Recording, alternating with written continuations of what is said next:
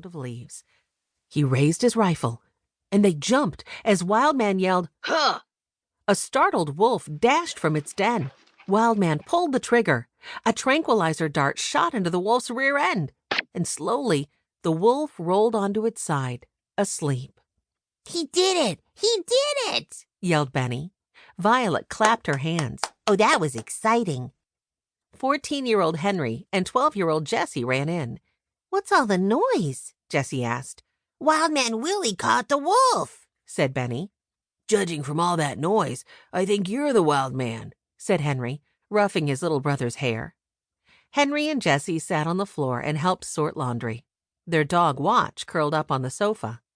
On the TV, Wildman introduced the Show Us Your Adventure part of the show. In it, Wildman showed off photos and videos people had submitted of their own adventures in the wild. Benny really, really wished he could be on the show.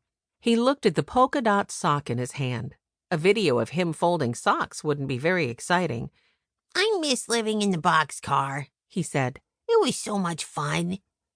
Jessie tossed him the matching sock. She thought about reminding him that there were hard times in the boxcar too, like the time Violet had gotten sick. The children had been lucky to have help close by when that had happened. Instead, she said, "Wildman is never alone. He has a whole bunch of people along with him. You just don't see them because they're off camera." Benny shrugged. "He still does all the cool stuff himself. Last week he jumped into a frozen lake." Henry chuckled. "Why would anyone do that?" "To show people how to get out," said Benny.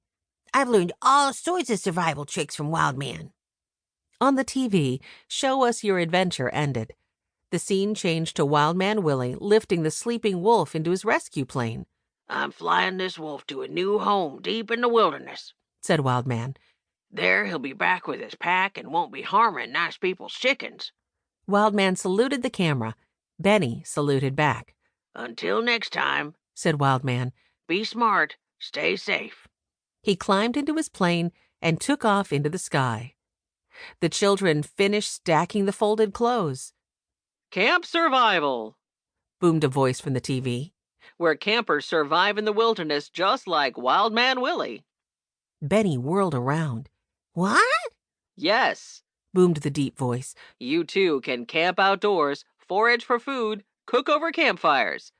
The commercial showed happy children toasting marshmallows on sticks over a fire. "Camp Survival, Big Pine Lake, Maine, for children 6 to 16 years of age. Register now." "I'm 6," shouted Benny. "I could go to—" "Lunch is ready," called a woman's voice. It was Mrs. McGregor, the Eldons' housekeeper. "Coming," said Henry, clicking off the TV. "Camp Survival," thought Benny. He had to remember that name. Camp Survival. Camp Survival. He just had to. Mrs. McGregor bustled around the kitchen, pouring milk and setting out a platter of sandwiches. Mrs. McGregor took care of the Aldens' cooking and cleaning. She was also a close part of the Alden family. Grandfather walked in. His blue eyes twinkled as he looked at his grandchildren. "Is there room for one more?" "Here," said Benny, patting the chair next to him.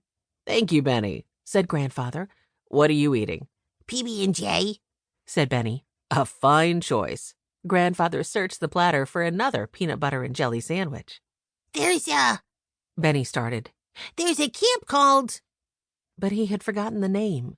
"It's called—" He closed his eyes and thought of the campers fishing and cooking and surviving on their own.